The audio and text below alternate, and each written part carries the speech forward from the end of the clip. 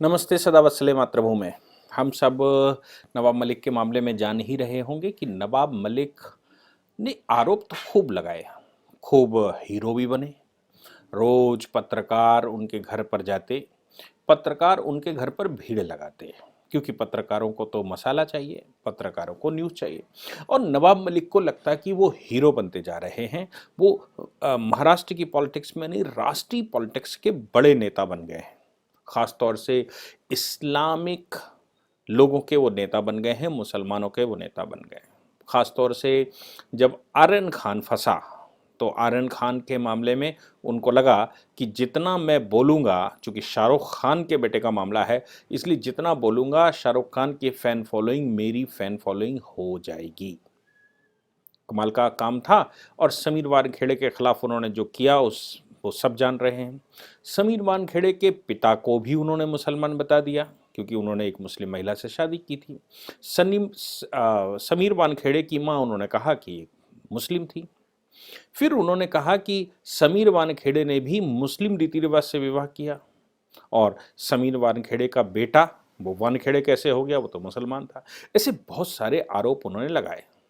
Jasmine Wankhede भी सामने आई, उनका नाम भी उछाला गया। समीर वानखेड़े के बहनोइयों का नाम उछाला गया और बताया गया कि कितने करप्ट परिवार है और कितना गंदा परिवार है। इसमें केवल उन्होंने समीर वानखेड़े को घसीटा हो ऐसा नहीं है। अब दूसरा बड़ा नाम जिस पर कोई चर्चा नहीं कर रहा था वो था कंबोज का, यानी कि मैं बात कर रहा हूं मोहित कंबोज की। मोहित कंबोज जो कि भारतीय जनता पार्टी के महाराष्ट्र में नेता हैं। मतलब नेता उस समय रहे होंगे कि नहीं रहे होंगे, आज तो वो बन गए। मैं उनके बारे में बहुत ज़्यादा नहीं जानता, लेकिन हाँ, वो उनके खिलाफ लगातार बोल रहे थे कि इस पूरे षड्यंत्र में, जो वो जिसको वो षड्यंत्र नाम दे रहे थे, इन्वेस्टिगेशन को वो बता रहे थे ये षड्यंत्र है।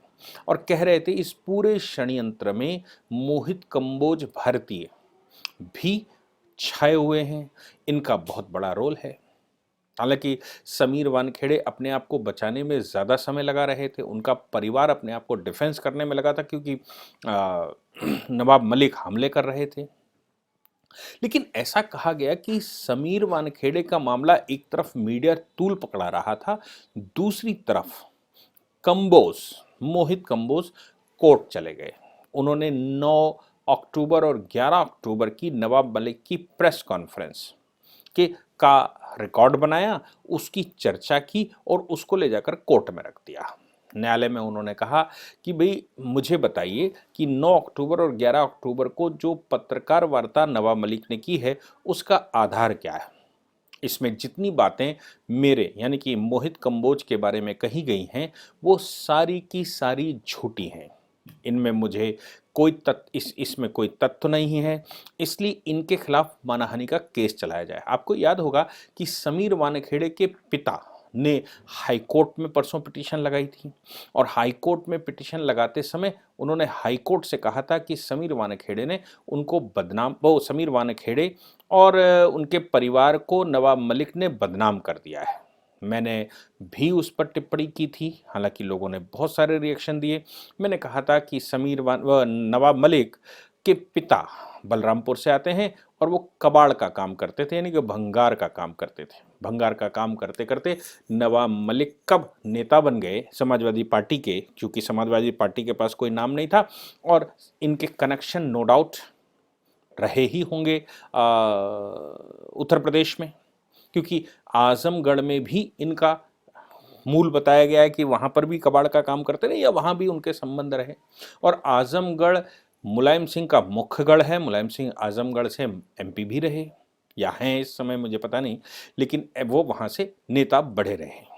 अब सवाल पैदा होता है कि आजमगढ़ या बलरामपुर या गोंडा इस क्षेत्र से वो गए और अभी हाल ही में शिफ्ट हुए मुंबई, हाल ही में मतलब कुछ एक पीढ़ी पहले ही शिफ्ट हुए मुंबई में, तो उनके परिवार के लोग तो अभी यहीं पर हैं, इसलिए समाजवादी पार्टी से उनका आसानी से इंटीग्रेशन हो गया। एक बात और बता दूं कि दाऊद इब्राहिम भी उसी आजमगढ़ से है, जिस आजमगढ़ की मैं चर्चा कर रहा हूं, यानी कि उसी क्षेत्र से बहुत सारे डी गैंग के लोग, अंतर्राष्ट्रीय माफिया, अंतर्राष्ट्रीय आतंकवादी जो पाकिस्तान में शरण लिए हुए हैं, वो भी उसी स्थान से जाते हैं।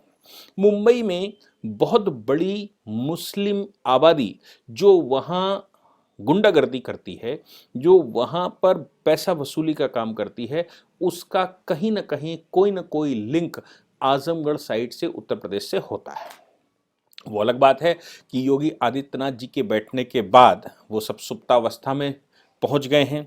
इनमें बड़े अच्छे अच्छे नाम अंसारी जैसे के हैं, जो लगातार सरकार से कह रहे हैं कि साहब हमको पंजाब में शिफ्ट कर दो। मुख्तार अंसारी परेशान है। और इधर उनके जो बड़े आका हैं, जैसे मैं कहूँ कि पश्चिमी उत्तर प्रदेश से आने वाले आजम खान, वो भी जेल में हैं। तो बहुत सारे लोग योगी आदित्यनाथ जी के रहते हुए जेल में हैं, और वो लगातार ये कह रहे हैं कि योगी जैसा मुख्यमंत्री हमें नहीं चाहिए। हमें इस्लामिक तरीके से आतंक फैलाने के लिए, हमें मेरी कम्युनिटी का राजा बनाने के लिए, लोगों को प्रताड़ित करने के लिए अगर कोई मुख्यमंत्री चाहिए तो वो मुझे अखिलेश यादव सूट करते हैं। ऐसी स्थिति में नवाब मलिक ने भी अखिलेश यादव का ही दामन पकड़ा। आपको मैं एक बात और बता दूं साथ में कि ये जो पूरा मामला है इनका, उसमें मैंने आजम खां का नाम लिया, मैंने इसमें दाऊद इब्राहिम का नाम लिया। दाऊद इब्राहिम का नाम लेते ही याद आता है कि अभी हाल ही में देवेंद्र फडणवीस ने एक प्रेस कॉन्फ्रेंस की। हालांकि उन्होंने दिवाली से पहले कहा था कि दिवाली निपटा लीजिए, मैं उसके बाद इनका, नवाब मलिक का किस प्रकार से दाऊद इब्राहिम से संबंध है, कनेक्शन है, उसके सबूत दूंगा। उन्होंने 9 तारीख को इसकी एक प्रेस कॉन्फ्रेंस की। प्रेस कॉन्फ्रेंस करके दाऊद इब्राहिम और इनके बीच के कनेक्शन, दाऊद इब्राहिम और नवाब मलिक के बीच के कनेक्शन का खुलासा किया और ये बताया कि राष्ट्रीय सुरक्षा से जुड़ा हुआ मामला है। सलीम पटेल दाऊद इब्राहिम का सहयोगी है और अंडरवर्ल्ड का जमीन खरीद का काम करता है। नवाब मलिक उनसे संबंध रखते हैं, यानी कि दाऊद इब्राहिम के इशारे पर काम करने वाला सलीम इब्राहिम नवाब मलिक का साथ देता है, नवाब मलिक का सहयोगी है। ऐसा आरोप पूर्व मुख्यमंत्री देवेंद्र जी फडणवीस ने लगा दिया और बड़े सौदों के मामले में उन्होंने कहा कि कुर्ला के एलबीएस रोड पर 3 एकड़ जमीन सिर्फ 20 से 30 लाख में बेची गई, जबकि मार्केट रेट 3.5 करोड़ रुपया है। ऐसे करके ये परिवार और इनके लोगों से जमीनें लिखवाते हैं। इसी मामले में इसके अतिरिक्त उन्होंने, देवेंद्र फडणवीस ने एक और आरोप लगाया। उन्होंने कहा सरदार शाह बली 1993 ब्लास्ट मामले में आजीवन कारावास हुआ था, वे अभी भी जेल में हैं। बॉम्बे बम धमाके की इसे जानकारी थी, गाड़ियों के अंदर विस्फोट भरने वाले लोगों में ये भी शामिल था। अब आप सोच लीजिए कि कितने बड़े आरोप लगाए हैं देवेंद्र फडणवीस जी ने। तो ये बात बिल्कुल साफ जाहिर होती है, जैसे मैंने कहा, कि इनका पारिवारिक संबंध आजमगढ़ से है और वहां से ये यहाँ आए, तो इसमें भी कोई शक नहीं कि समाजवादी, उत्तर प्रदेश की समाजवादी पार्टी से ये वहाँ एमएलए रहे। और समाजवादी पार्टी उत्तर प्रदेश में, मैं उत्तर प्रदेश का रहने वाला हूँ, उत्तर प्रदेश के फर्रुखाबाद से, तो आपको मैं बता दूं कि हमारे यहाँ खूब सारा कहा जाता है। समाजवादी पार्टी को नमाजवादी पार्टी भी कहा जाता है। और ये तो हमको याद ही होगा कि राम मंदिर के कार सेवा के दौरान किस प्रकार मुलायम सिंह ने गोलियां चलाई थीं, और उसी दौरान इनके सहयोगी, नए नए सहयोगी जो हिंदुत्व विरोधी थे, जो देश विरोधी थे, वो सहयोगी तैयार हुए थे। तो वो पार्टी का इतिहास, समाजवादी पार्टी का इतिहास जो समाजवादी पार्टी कही जाती है, और इधर आजमगढ़ के परिवार का इतिहास, और आजमगढ़ से ही मुलायम सिंह का जीतना, चुनाव लड़ना, आप इन सबका कनेक्शन जोड़ सकते हैं, अंदाजा लगा सकते हैं क्यों आजमगढ़ ही उन्होंने चुना और क्यों आजमगढ़ से ही वो जीते। खैर, मैं बात कर रहा था नवाब मलिक के खिलाफ मोहित कंबोज के केस की। तो इधर तो हाई कोर्ट ने जो नोटिस किया, उस नोटिस में नवाब मलिक से उन्होंने कहा कि ट्विटर पर दिन भर जवाब देते हो, ट्विटर चलाते हो, रोज प्रेस कॉन्फ्रेंस करते हो, जरा इतनी जितनी बातें अब ये ट्विटर पर और फेसबुक पर या आप ये करके करते हैं प्रेस कॉन्फ्रेंस करके, उनके जवाब जरा अदालत में भी दे दीजिए आके, नोटिस किया था समीर वानखेड़े के पिताजी के मामले में। इधर पता नहीं था, अभी तो वो नोटिस है, उसमें लोगों को लगा कि नहीं थोड़ा रिलीफ हो सकता है, अभी तो केवल नोटिस हुआ है। लेकिन इधर कंबोज के मामले में, यानी कि कंबोज भारती, मैं मोहित कंबोज भारती की बात कर रहा हूं, मोहित कंबोज भारती के मामले में लोअर कोर्ट में उन्होंने डिफेमेशन का केस, क्रिमिनल डिफेमेशन का केस डाला था। मैं आपको बता दूं कि सिविल डिफेमेशन और क्रिमिनल डिफेमेशन दो तरह के डिफेमेशन होते हैं। इसमें क्रिमिनल डिफेमेशन का case 499/500 of Indian penal code के तहत डाला। इसमें लगातार सुनवाइयां चल रही थी।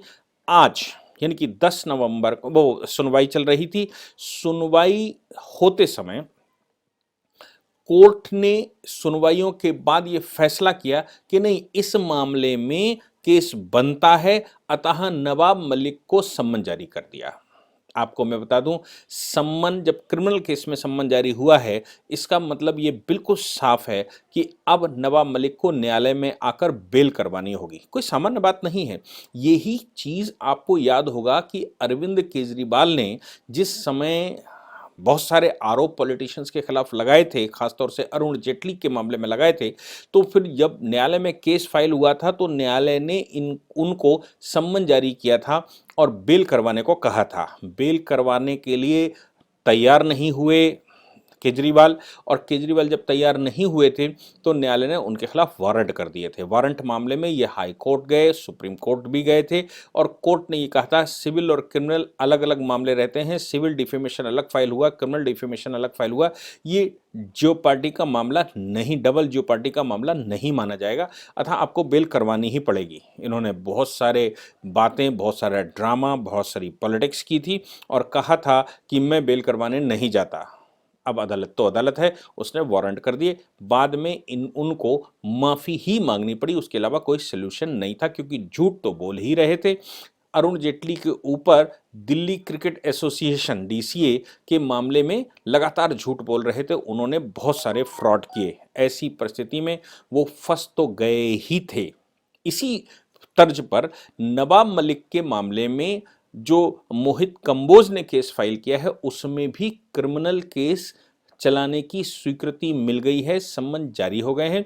इसका मतलब ये हो गया कि हाई कोर्ट में जो समीर वानखेड़े के पिताजी का केस है वो अभी पीछे है, और आगे से क्रिमिनल डिफेमेशन का केस हो गया है, जिस पर मुकदमा शुरू भी हो गया है। तो अगर समीर वानखेड़े के पिताजी के मामले में कुछ रिलैक्स पा भी जाते हैं, तो इस मामले में नहीं पा पाएंगे। इस मामले में तो उनके खिलाफ अब उनको न्यायालय में बताना ही पड़ेगा कि वो कितना सच बोल रहे थे। इसलिए मुझे लगता है कि अब धीरे धीरे करके, उस समय तो ये हीरो बने हुए थे, लेकिन अब धीरे धीरे करके इनके खिलाफ लगातार कुछ न कुछ हो रहा है, और अब ये फंसते नजर आ रहे हैं। अब इनको अदालत में बताना पड़ेगा कि इनके पास एविडेंस क्या है। उधर देवेंद्र फडणवीस लगातार खुलासा कर रहे हैं, तो ये भी संभव है कि एनआईए की टीमें नवाब मलिक के खिलाफ पड़ जाएं, या ईडी की टीमें नवाब मलिक के खिलाफ पड़ जाएं, और जैसे जैसे मामला खुलता जाएगा, क्योंकि देवेंद्र फडणवीस का अपना इन्वेस्टिगेशन है, और ये इन्वेस्टिगेशन पहले क्यों नहीं था, ये सवाल पैदा होंगे जब वो मुख्यमंत्री थे।